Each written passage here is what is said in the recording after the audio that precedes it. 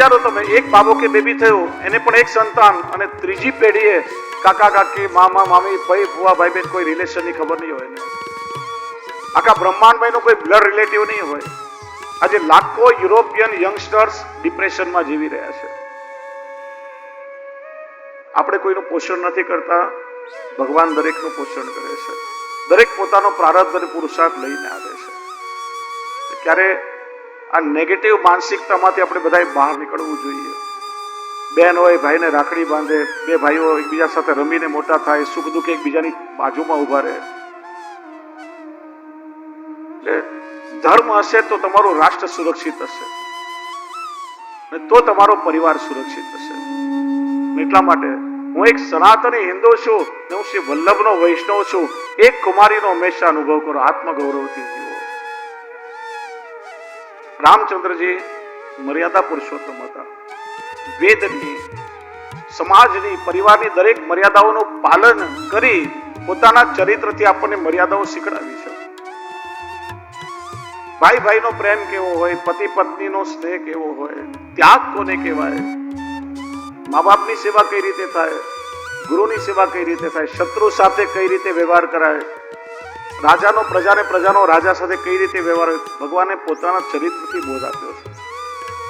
એટલે મર્યાદા પુરુષોત્તમ કહેવાય. અને છતાંય ભગવાને પુષ્ટિ કાર્યો કર્યા છે. ભક્તની રક્ષા કરવા કે ભક્તના સુખ માટે ભગવાન પોતે બનાવેલી મર્યાદાનું અતિક્રમણ કરે ત્યારે ભગવાનનું પુષ્ટિ કાર્ય કહેવાય છે. અહિલ્યાનો ઉદ્ધાર કર્યો છે. ગૌતમ ઋષિની પત્ની અહિલ્યા પથ્થર બનીને પ્રતીક્ષા કરી રહી છે. બ્રાહ્મણ સ્ત્રી છે ને વેદની મર્યાદા છે કે બ્રાહ્મણ વર્ણને અન્ય કોઈએ પગ ન લગાડાય, બ્રાહ્મણના ચરણને બંધન થાય. અને ભગવાનને તો એક પત્ની વ્રત છે, અને પ્રભુ તો ક્ષત્રિય કુળમાં પ્રગટ થયા છે. અને છતાં એ ભક્તના ઉદ્ધાર માટે પોતાની મર્યાદા તોડી ચરણનો સ્પર્શ કરાવીનો ઉદ્ધાર કર્યો છે. શબરીના જૂઠા બોર પ્રભુ ગયા. શબરી ભીલ જાતિની છે, પણ એની ભાવના છે કે એક દિવસ મારા પ્રભુ ચોક્કસ મારે ત્યાં પધારશે. દ્રઢતા છે, એની શ્રદ્ધા છે. અને મારા પ્રભુ પધારશે તો શું રોગાવીશ. દરરોજ બોર વીણી વીણીને છૂટે છે. એકાદ બોર કડવું હશે તો મારા પ્રભુને પરિશ્રમ થશે. ભગવાનના સુખ માટે ચાખી ચાખીને બોર રાખે છે.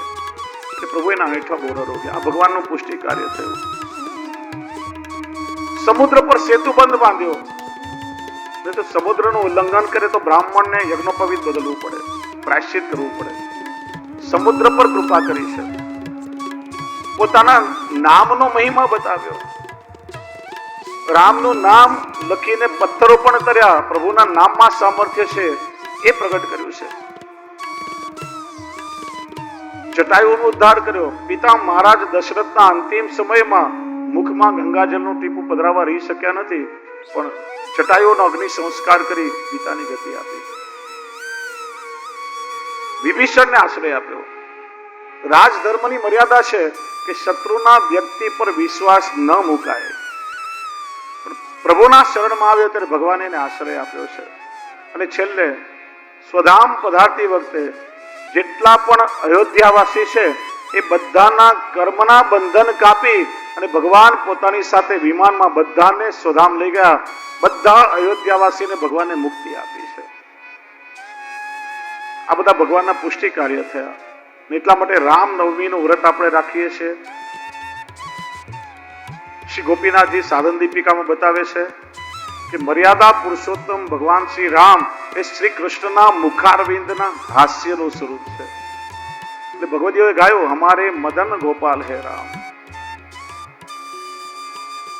તો પ્રભુના ચરિત્રને વંદન કરીએ, નવમા સ્કંદને વંદન કરીએ, અને જેની આપણે સૌએ પ્રતીક્ષા કરી રહ્યા છીએ. કૃષ્ણ જન્મ અને નંદ મહોત્સવનું આપણે દર્શન કરીએ.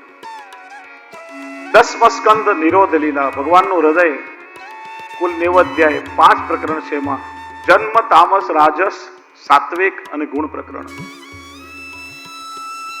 સીધા પ્રભુના હૃદયમાં પ્રવેશ કરીએ. નિરોધ લીલા. શ્રી મહાપ્રભુજી નિરોધ શબ્દનો અર્થ કહે છે પ્રપંચ વિસ્મૃતિ પૂર્વક ભગવદ આસક્તિ ઇતિ નિરોધ. લૌકિક સંસારના પ્રપંચોનું વિસ્મરણ થાય અને પૂર્ણ રૂપે મન પ્રભુમય થાય ત્યારે કહેવાય કે ભક્તનો નિરોધ ભગવાનમાં થયો છે. જો 10મો સ્કંદ છે 9 અધ્યાયનો, પણ શ્રી મહાપ્રભુજી 87 અધ્યાય માને છે. 12મો, 13મો, 14મો પ્રક્ષિપ્ત અધ્યાય છે. કાલેનું દર્શન કરશું. આપણે બધા મંગળાચરણ બોલીએ છીએ. આ સુબોધનીજીની કારિકા 90% વૈષ્ણવને અર્થ ખબર નથી. નમામિ હૃદય શેષે લીલાક્ષી રાબ્ધિશાયનમ લક્ષ્મી સહસ્ર લીલાભિ સેવ્યમાનમ કલાનિધિમ ચતુર્ભિશ્ચ ત્રિભિશ્ચ તથા ષડભિર વિરાજતયો સૌ પંચધા હૃદય મમ. આ 10મા સ્કંદની કારિકા 87 અધ્યાયનું વર્ગીકરણ શ્રી મહાપ્રભુજી અહીંયા કર્યું છે. સમગ્ર 10મા સ્કંદનું નિરૂપણ કર્યું છે. મારા હૃદયરૂપી શેષૈયા પર 5 પ્રકારે ઠાકોરજી નિત્ય રમણ કરે છે. કયા 5 પ્રકાર? ચતુર્ભિશ્ચ ત્રિભી અને ષડભી. જો પ્રભુને ભજવા વાળા ભક્તો 3 ભાવ વાળા, તામસ, રાજસ અને સાત્વિક. અને 4 પ્રકારે અનુભવ કર્યો: પ્રમાણ, પ્રમેય, સાધન અને ફલ. પ્રમાણ જે સાધનથી પ્રભુને સમજી શકાય. પ્રમેય એટલે સ્વયં ભગવાન. સાધન એટલે એ પ્રભુને પામવા માટે જે કંઈ યોગ, યજ્ઞ, તપ, ધ્યાન જે કરવું એ સાધન. અને ફલ એટલે ભગવાનની પ્રાપ્તિ. તો જો પહેલું ચતુર્ભિશ્ચ એટલે જન્મ પ્રકરણના 4 અધ્યાય. બીજું ચતુર્ભિશ્ચ એટલે તામસ પ્રકરણના 28 અધ્યાય. 7-7માં વર્ગીકરણ કર્યું. 7 પ્રમાણ, પ્રમેય, સાધન અને ફલ. ત્રીજું ચતુર્ભિશ્ચ એટલે રાજસ પ્રકરણના 28 અધ્યાય. 7 અધ્યાય પ્રમાણ, પ્રમેય, સાધન અને ફલ. હવે આવ્યું ત્રિભી, સાત્વિક પ્રકરણ. સાત્વિક ભક્તોને પ્રમાણની આવશ્યકતા નથી, એમને તો સીધો જ પ્રભુમાં પ્રમેય છે. 21 અધ્યાય. 7 પ્રમેય, સાધન અને ફલ. અને ષડભી એટલે ગુણ પ્રકરણના 6 અધ્યાય. આમ 87 અધ્યાયનું વર્ગીકરણ શ્રી મહાપ્રભુજીએ આ કારિકામાં કર્યું છે. અને એ ક્રમથી આપણે 10મા સ્કંદનું દર્શન કરશું. 3 અધ્યાય પ્રક્ષિપ્ત છે, એનું પ્રમાણ આવતીકાલે આપણે જોશું. પરીક્ષિત સુખદેવજીને કહે છે: કથિતો વંશ વિસ્તારો ભવતા સોમ સૂર્યયો ભાગ્યામ ચો વય વંશાનામ ચરિતમ પરમાદ્ભુતમ. એ ગુરુદેવ અત્યાર સુધી આપે સૂર્યવંશ અને ચંદ્રવંશના જે ભક્ત રાજાઓ થયા એ ભક્તોના ચરિત્ર સંભળાવ્યા. હવે દેવકીજીના ઉદરથી પૂર્ણાંશથી જે પ્રભુ પ્રગટ થયા એ પ્રભુના ચરિત્રનું મને શ્રવણ કરાવો. એ ભગવાનની કથા તમે મને કહો. સુખદેવજી કહે છે: શૂર નામના યાદવોના સરદાર, એમના પુત્ર વસુદેવ અને એમના વિવાહ દેવકની પુત્ર દેવકી સાથે થયા છે. મહારાજ ઉગ્રસેનના નાના ભાઈ દેવક અને એની પુત્ર દેવકી કંસની કાકાની દીકરી બહેન, અને વિવાહ થયા તો વળાવવા માટે કંસ સારથી બનીને પોતે જવા તૈયાર થયો છે. કંસ સારથી નથી, મહારાજ ઉગ્રસેનનો યુવરાજ છે, પણ બેનને માર્ગમાં કોઈ સતાવેલી બેનની રક્ષા કરવા માટે પોતે સારથી બનીને ગયો છે. કે છે ને, જીવન રથનો સારથી જ્યારે કોઈ સ્વાર્થી બની જાય ત્યારે જીવનનો રથ મંજિલ સુધી ના પહોંચી શકે. વચ્ચે આકાશવાણી થઈ, જે બેનને હોશે હોશે વળાવીને જઈ રહ્યો છે એનો 8મું સંતાન તારો કાળ બનશે. ત્યાં સાંભળતા જ્ઞાનમાંથી તલવાર કાઢી બેનને મારવા તૈયાર થયો. વસુદેવજીએ સમજાવ્યો, નાની બેન છે, દીકરી સમાન, બેનની હત્યા શા માટે કરે છે? માન્યો નહીં. કે છે એ સમયે વસુદેવમાં વાસુદેવ અંશનો આવિર્ભાવ થયો. હવે એમની વાત કંસની સમજમાં આવી. વસુદેવજીએ બહુ સુંદર નીતિ શીખવાડી. જ્યારે જીવનમાં કોઈ સંકટ આવે, કાળની અવધિ નાખી દેવી. જેમ સમય જતો જાય એમ સંકટ અને ભય ઓછા થતા જાય છે. તને ભય દેવકીનો નથી, તને ભય 8મા સંતાનનો છે ને. હું તને વચન આપું છું કે જેટલા બાળકો થશે તને આપી દઈશ. માર કે તાર, તારે જે કરવું હોય. કંસ માની ગયો. દેવકીજીના ઉદરથી પ્રથમ કીર્તિમાન થયા. કંસને આપ્યો. કંસ કે મને પહેલાનો ની 8માનો ભય છે. 6 સંતાન થયા. કે છે ને પાપનો પાપીનો ઘડો ભરાય ત્યારે ભગવાન અવતાર લે ને. નારદજી કંસ પાસે આવે. હાથમાં એક ખીલેલું કમળ હતું. પૂછ્યું, કંસ બતાવો તો આમાં પહેલી પાંખડી કઈ ને 8મી પાંખડી કઈ? કંસ વિચારમાં પડ્યો. અવળેથી ગણે તો જુદી થાય, સવળેથી ગણે તો જુદી થાય, વચ્ચેથી ગણે તો કઈ પહેલી કઈ 8મી થાય. તું કઈ રીતે નક્કી કરે? અરે આ તો દેવની માયાવી વાણી હતી. પહેલેથી 8મો, છેલ્લેથી 8મો કે વચ્ચેથી 8મો, તું કઈ રીતે નક્કી કરીશ? કે તારું કાળામાં તો નહીં હોય ને. કંસે વસુદેવ દેવકીને પકડીને કારાગૃહમાં નાખ્યા. 6 પુત્રોને પથ્થર પર પછાડીને મારી નાખ્યા. પિતા મહારાજ ઉગ્રસેનને કેદમાં નાખી અને સસરા જરાસંધનો આશ્રય કરી અને પોતે રાજગાદી પર બેઠો છે. મા બાપને જેલમાં નાખે અને સસરાને બેલમાં રાખે, બધા જ કંસ કહેવાય. આજે ઘણા મા બાપને ઘરડા ઘરમાં મોકલી દેતા હોય. એવું ક્યારે ના કરવું જોઈએ. હું તો હંમેશા કહું છું, મા બાપ પ્રથમ ગુરુ, જીવતા જાગતા ભગવાન છે. ભગવાનના દર્શન કરોડોમાં કોઈને થાય જેના પર ભગવાનની કૃપા છે.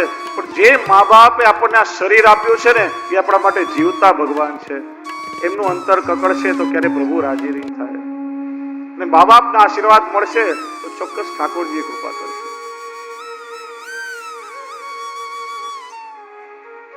કંસ પ્રતીક્ષા કરવા લાગ્યો છે. અહીંયા અનંત શેષ દેવકીજીના ઉદરમાં પધાર્યા છે. ભગવાને પોતાની યોગ માયાને આદેશ કર્યો, તમે ગોકુલમાં જાઓ. ત્યાં વસુદેવજીના બીજા પત્ની રોહિણીજી છે. દેવકીજીના ઉદરમાં રહેલા મારા શેષ નામના તેજને તમે રોહિણીજીના ઉદરમાં પધરાવો. તમે નંદ પત્ની યશોદાને ત્યાં જન્મ લેજો ને હું પૂર્ણાવસી દેવકીજીના ઉદરથી પ્રગટ થઈશ. આ કલિયુગના જીવો યોગ માયા, ભદ્રકાલી, અંબા અંબાલિકા જુદા જુદા નામથી તમારી પૂજા કરશે. ભગવાન એમને વરદાન આપ્યું છે. ભગવાન અપી વિશ્વાત્મા ભક્તા નામ ભયંકર આ વિવિશે આશાંશ ભાગે ન મન આનક દુંદુભે. ભગવાન પૂર્ણ રૂપે વસુદેવજીના મનમાં પધાર્યા છે. બધા દેવોએ ભગવાનની સ્તુતિ કરી છે. સત્યવ્રતમ સત્ય પરમ ત્રિસત્યમ સત્યસ્ય યોનિમ નિહિતં ચ સત્યે સત્યસ્ય સત્યમૃત સત્ય નેત્રમ સત્યાત્મકત્વં શરણમ પ્રપદ્યે. ત્રણેય કાળમાં સત્યરૂપ એવા પરમાત્મા આપને મેં વંદન કરીએ છીએ. પ્રભુના પ્રાગટ્યનો કાળ નિર્મિત થવા લાગ્યો છે. જન્મ પ્રકરણના 8.5 શ્લોકમાં એનું વર્ણન કર્યું. અથ સર્વગુણોપેત કાલ પરમ શોભન યૈર્વાજન જન્મ રક્ષમ શાંત રક્ષગ્રહ તારકમ. આજે પણ આપણે ત્યાં હવેલીમાં રાત્રે કૃષ્ણ જન્મના દર્શન ખુલે પંચામૃત થાય પેલા 3 વખત આ 8.5 શ્લોક પ્રભુની સામે બોલવામાં આવે છે. જો પ્રભુ પધારવાના હોય ઘરે તમે ઠાકોરજી પુષ્ટાવીને પધરાવો. જે દિવસે ઠાકોરજીની પધરામણી થવાની હોય અથવા ગુરુદેવ પધારવાના હોય તો આપણે કેટલી બધી તૈયારી કરીએ છીએ. આંગણામાં રંગોળી પૂરીએ, તોરણ બંદરવાર બાંધીએ, આરતી, નોછાવર, પ્રભુને ધરવા પુષ્પની માલા, કેટલી તૈયારીઓ કરીશું. આજે પ્રભુ પ્રગટ થવાના છે તો આપણે પણ પ્રભુને પધરાવવાની પૂરી તૈયારી કરીએ, ચોક પુરાવીએ. પ્રસંગ આવે છે, વસુદેવ અને દેવકીજી પૂર્વ જન્મમાં સુતપા પ્રજાપતિ હતા. દેવકીજી એમના પત્ની કૃષ્ણી હતા. બ્રહ્માજીએ કહ્યું તમે પ્રજાપતિ છો, સૃષ્ટિને આગળ વધારો. ભગવાન કહે છે તમે 12,000 વર્ષ દિવ્ય તપ કર્યું, અમે પ્રસન્ન થયા. કહ્યું માગો શું જોઈએ છે? ત્યારે એમણે માગ્યું કે અમને તમારા જેવો પુત્ર થાય. આપ અમારે ત્યાં પ્રગટ થાય એવું નથી માગ્યું, અમને તમારા જેવો પુત્ર થાય એવું માગ્યું છે. 3 વાર માગ્યું. તો સતયુગમાં પ્રશ્ની ગર્ભ સ્વરૂપે આવ્યા. બીજા જન્મમાં ત્રેતાયુગમાં કશ્યપ અને અદિતિ થયા. ત્યારે ભગવાન ઉપેન્દ્ર એટલે વામન સ્વરૂપે પ્રગટ થયા અને ત્રીજા જન્મમાં વસુદેવ અને દેવકીજી રૂપે થયા. ત્રીજી વાર એમનું વરદાન પૂરું કરવા એમ કહ્યું ને તમારા જેવો પુત્ર જોઈએ એટલે ભગવાન ધર્મ સ્વરૂપે પ્રગટ થયા છે. ધર્મી એ ગોકુલમાં નંદરાયજીને ત્યાં પ્રગટ. સુખદેવજી પણ આ વાત સારી રીતે જાણે, પણ મથુરાના પ્રાગટ્યનું વિસ્તારથી વર્ણન કર્યું અને ગોકુલના પ્રાગટ્યનું સાંકેતિક વર્ણન કર્યું છે. નંદ સ્વાત્મજ ઉત્પન્ન જાતાહલાદો મહામના. નંદરાયજીને ત્યાં આત્મજ ઉત્પન્ન થવાના કારણે નંદરાયજી મહામના બન્યા છે. આત્મજ આત્મા વહી જાય તે પુત્ર, પોતાનું છે આત્મપુત્ર સ્વરૂપે પ્રગટ થાય. એટલે બીજું વર્ણન દહેલી દીપક ન્યાયથી કર્યું છે. દહેલી દીપક ન્યાય એટલે એક જ દીવો હોય અને બે જુદા જુદા ઓરડામાં એનો પ્રકાશ જોઈએ, વચ્ચે દહેલી એટલે ઉમરા પર દીવો મૂકીએ તો બંને ખંડમાં એનો પ્રકાશ પથરાય. કયું દેવક્યામ વિષ્ણુ રૂપિણ્યામ, વિષ્ણુ સર્વગુણા છે. દેવકી જે દેવરૂપિણી અથવા વિષ્ણુ રૂપિણી છે એમને ત્યાં પ્રભુ પ્રગટ થયા.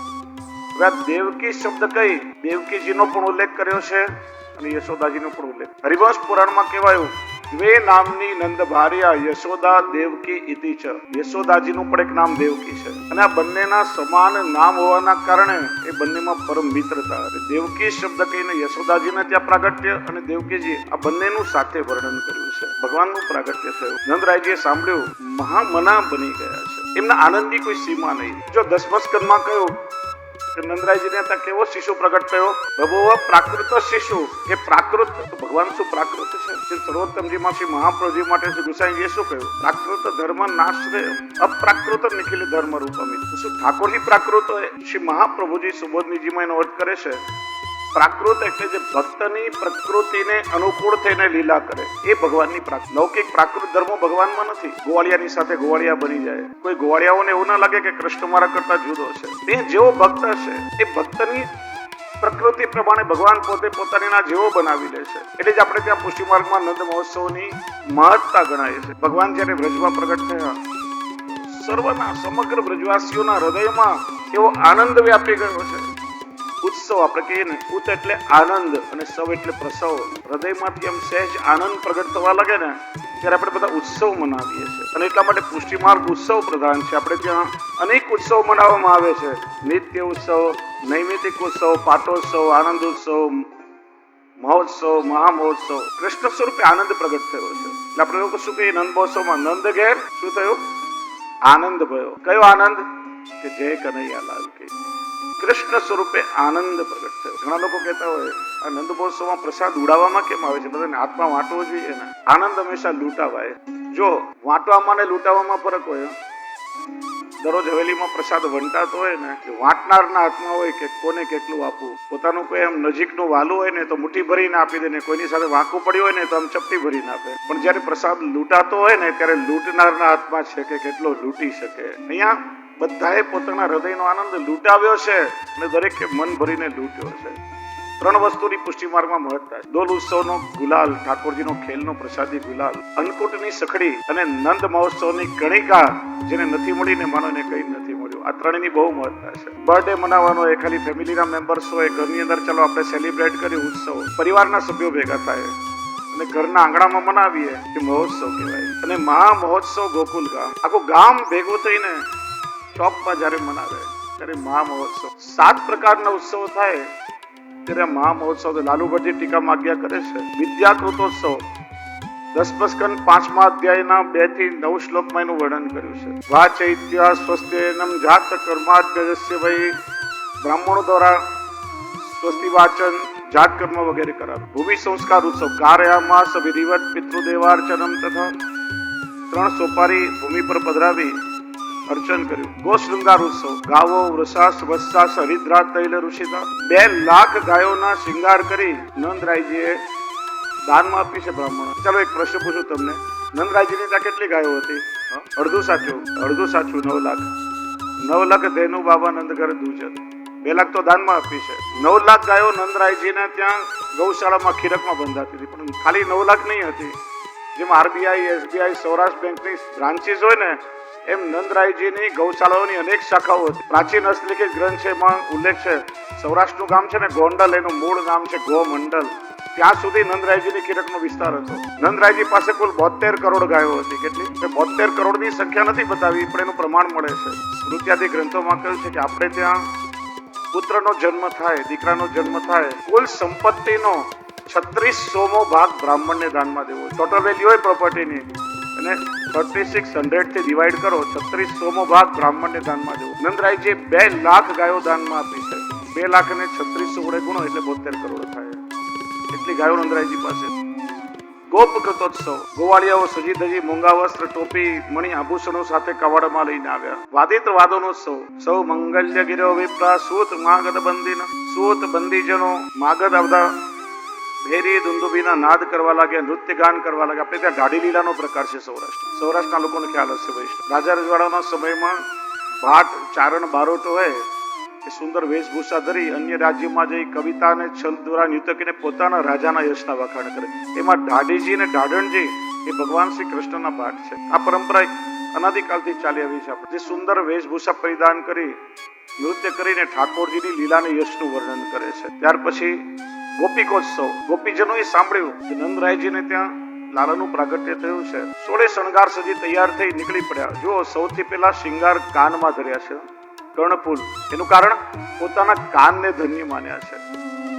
આ કાનથી પ્રભુના પ્રાગટ્યની વધાઈ મળી. ઓહો, જીવને સૌથી પહેલો સંબંધ પ્રભુ સાથે પ્રભુના નામ દ્વારા આપણા કાન સાથે થાય છે. આપણે ત્યાં 2 પ્રકારની દીક્ષા છે, નામ નિવેદન અને આત્મનિવેદન. બાળકનો જન્મ થાય 40 દિવસ પછી એનું શુદ્ધિકરણ થાય. 41 દિવસ પછી ગુરુદેવની સન્મુખ લઈ જઈએ એટલે 3 વાર કાનમાં અષ્ટાક્ષર મંત્ર નામ નિવેદન કરાવે છે. જો આપણે ત્યાં આશૌચાદી બહુ સાયન્ટિફિક છે. આજકાલ તો બાળકોનો જન્મ થાય 5મા 7મા દિવસે તો બહાર હરતા ફરતા રખડવા લાગે બહાર.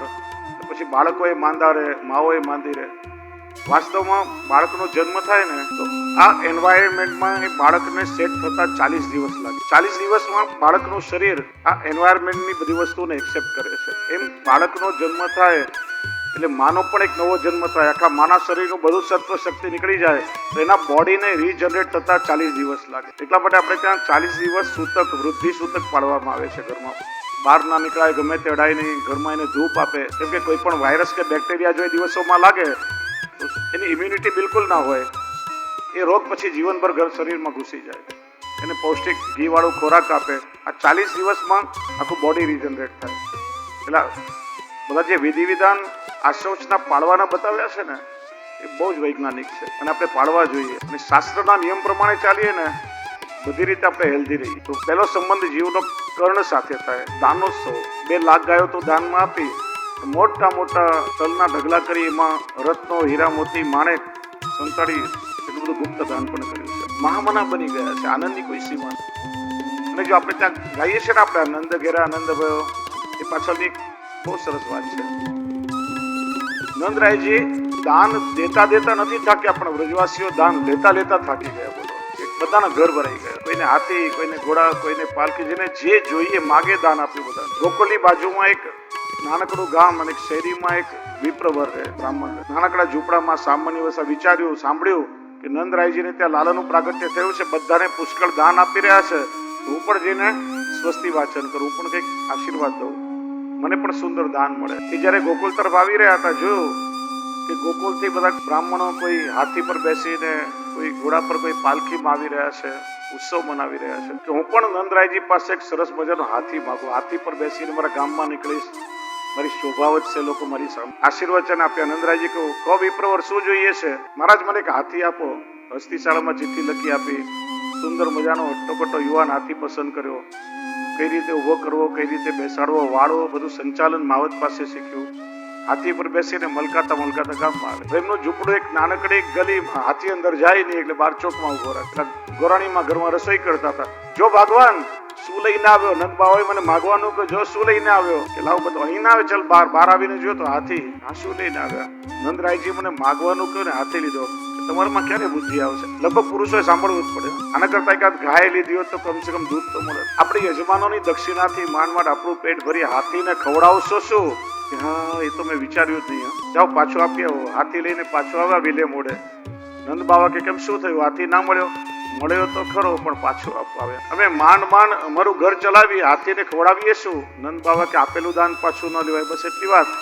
જાઓ, જીવનભર માટે હાથીની સાથે તમારા આખા પરિવારની ભોજનની વ્યવસ્થા કરી આપી. પેલા તો રાજી થતા પાછા હાથી પર બેસીને ગામમાં આવ્યા. ગોરાણીમાં ચોકમાં જ ઉભા હતા કે મને ખબર હતી તમે પાછો લઈને જાઓ તો.